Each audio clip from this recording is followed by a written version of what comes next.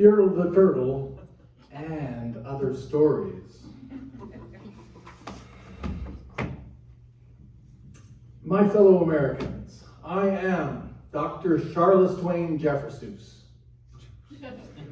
With enormous help from Thomas Jefferson, Mark Twain,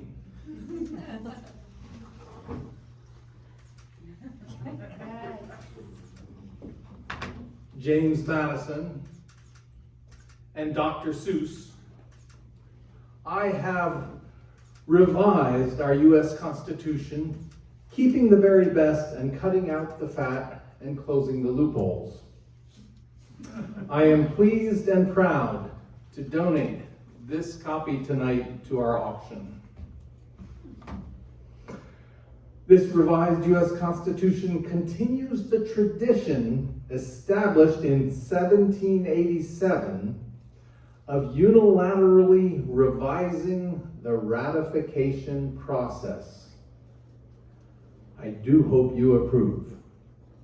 This revised U.S. Constitution consists of 26 rules, from Rule A to Rule Z, and, of course, a preamble, which I shall now read.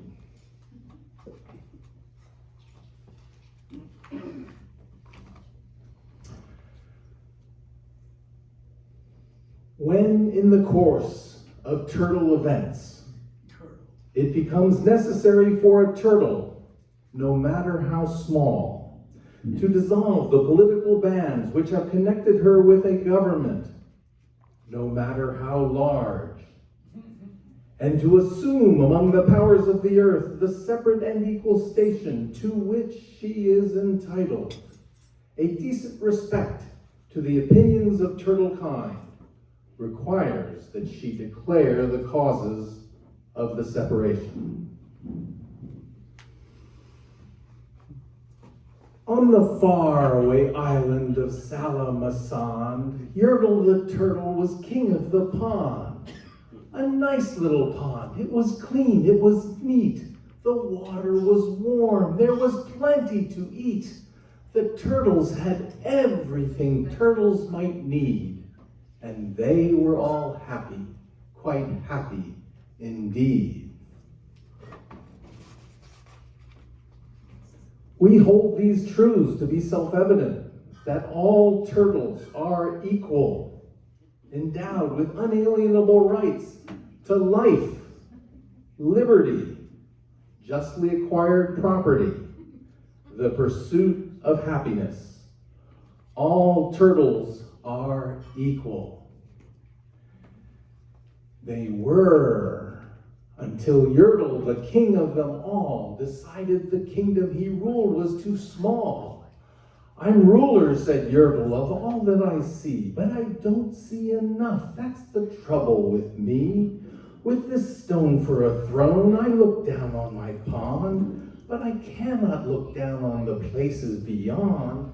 This throne that I sit on is too low down. It ought to be higher, he said with a frown. If I could sit high, how much greater I'd be. What a king! I'd be ruler of all I could see. So Yertle the Turtle King lifted his hand, and Yertle the Turtle King gave a command. He ordered 9 turtles to swim to his stone. And using these turtles, he built a new throne. He made each turtle stand on another one's back, and he piled them all up in a 9-turtle stack. And then Yertle climbed up. He sat down on the pile. What a wonderful view! He could see most a mile. Oh, mine, Yertle cried. Oh, the things I now rule. I'm king of a cow, and I'm king of a mule. I'm king of a house, and what's more beyond that, I'm king of a blueberry bush and a cat. I'm Yertle the Turtle. Oh, marvelous me, for I am the ruler of all that I see. And all through that morning he sat there up high, saying over and over, "A great king am I," until long about noon. Then he heard a faint sigh. "What's that?" snapped the king. And he looked down the stack, and he saw at the bottom a turtle named Mac, just a part of his throne. And this plain little turtle looked up, and she said, "Beg your pardon, King Yertle. I've pains in my back and my shoulders and knees. How long must we stand here, your majesty, please?"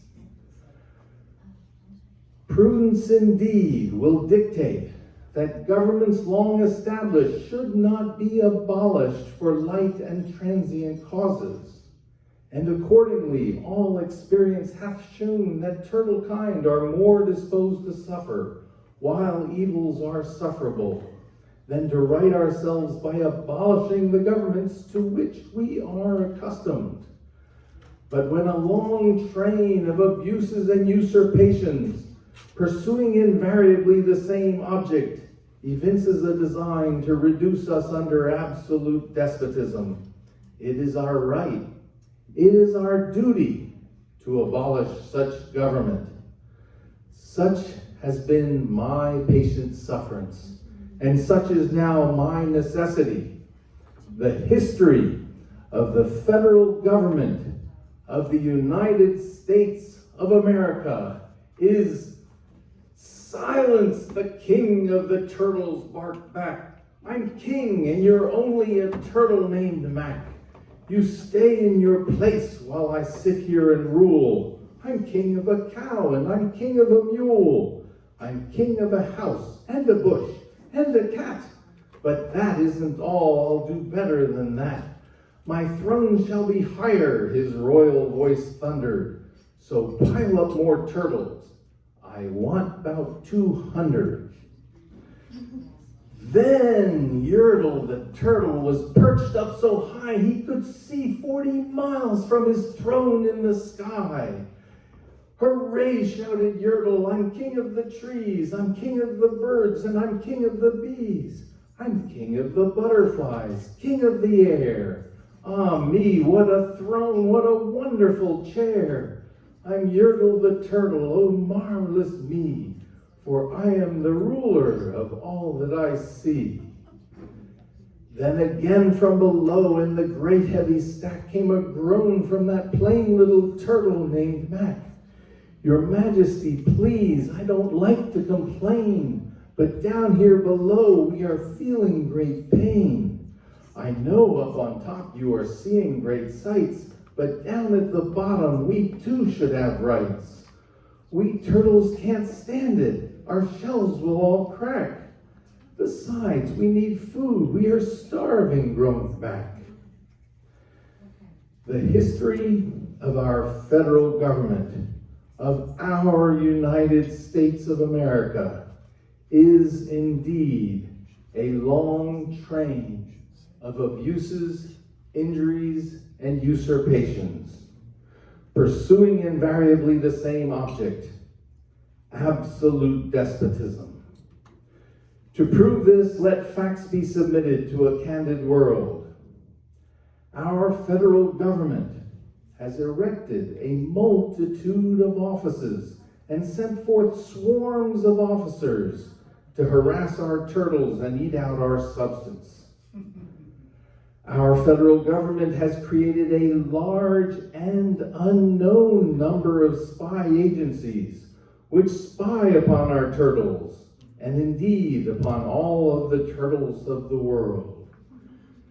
"You hush up your mouth," howled the mighty King Yertle. "You've no right to talk to the world's highest turtle. I rule from the clouds, over land, over sea. There's nothing, no, nothing that's higher than me." But while he was shouting, he saw with surprise that the moon of the evening was starting to rise up over his head in the darkening skies. "What's that?" snorted Yertle. "Say, what is that thing that dares to be higher than Yertle the king? I shall not allow it. I'll go higher still. I'll build my throne higher. I can and I will. I'll call some more turtles. I'll stack 'em to heaven. I need about 5,607. But as Yertle the Turtle King lifted his hand and started to order and give the command, that plain little turtle below in the stack, that plain little turtle whose name was just Mac, decided she'd taken enough, and she had. And that plain little lass got a little bit mad, and that plain little Mac did a plain little thing. She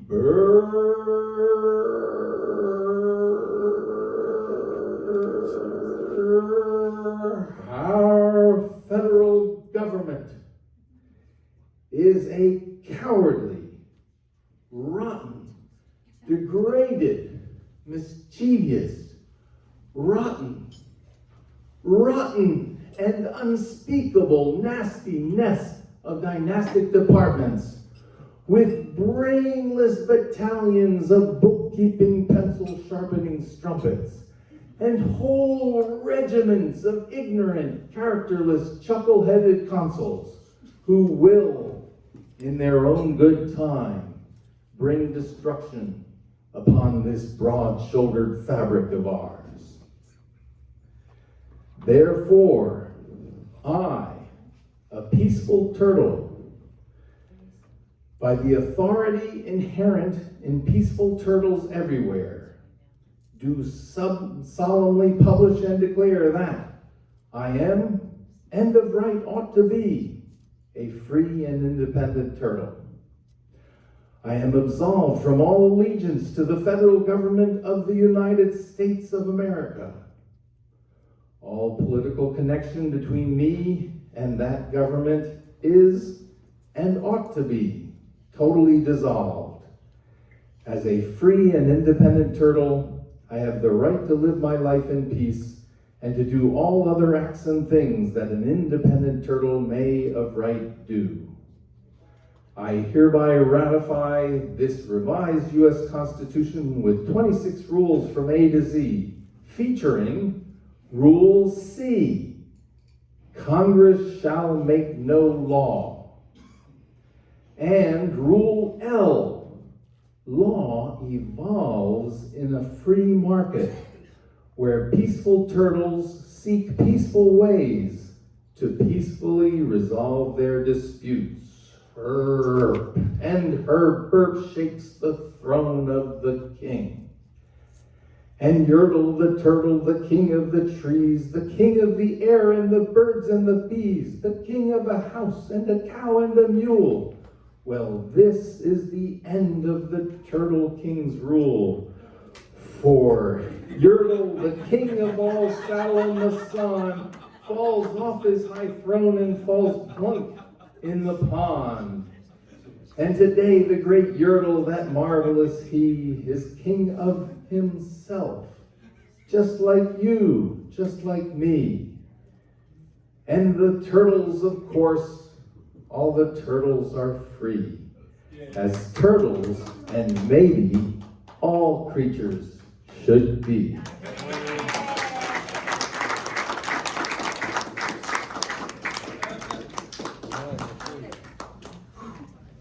Thank you so much.